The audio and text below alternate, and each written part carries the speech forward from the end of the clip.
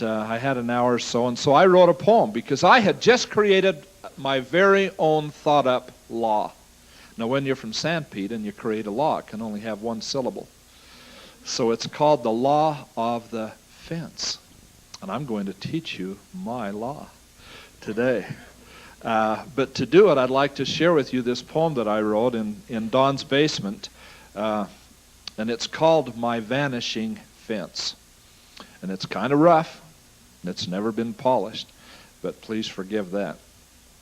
It's a little bit Dr. Seussish, and so kind of get in that spirit as you listen to it. There sits near my home a fence in a row, a fence that is different from how fences go.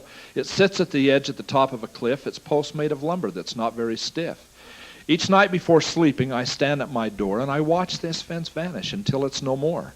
But I am not troubled as I kneel down to pray, for I know there will be lumber to build the next day.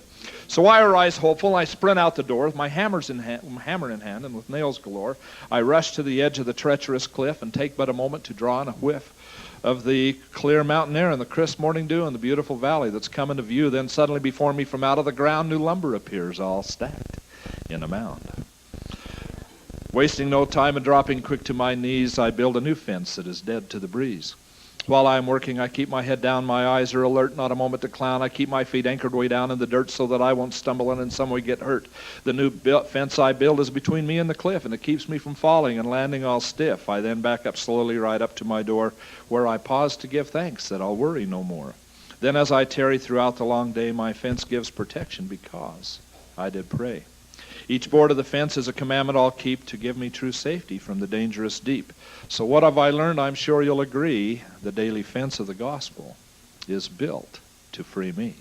I came home, I was so proud, and my wife Margaret said, well, honey, there's another verse.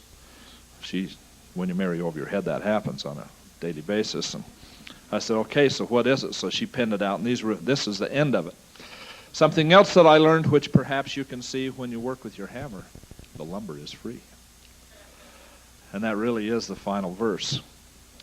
Each day of our lives, brothers and sisters, we have the opportunity to build a new fence between us and the edge of the cliff and save us from falling over and having catastrophic experiences.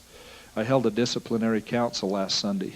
A person in my ward had been struggling, and it was a very beautiful yet painful experience as this person is trying to learn the law of the fence and trying to learn how to steel herself from the power of the adversary, and I believe she's figuring it out. I hope she is. She's married in the temple. She's a returned lady missionary who forgot who she is. And now she's remembered once again. We don't have to have those experiences. Those of you who are single are about to make the most important decision in your entire eternities. How many of you are married?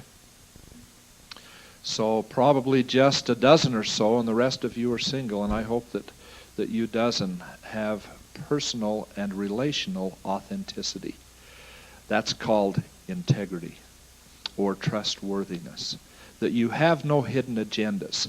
And the way in marriage that you don't have hidden agendas is by not having hidden agendas when you're single. You don't have those quiet little scripts that cost you your personal and relational integrity. When my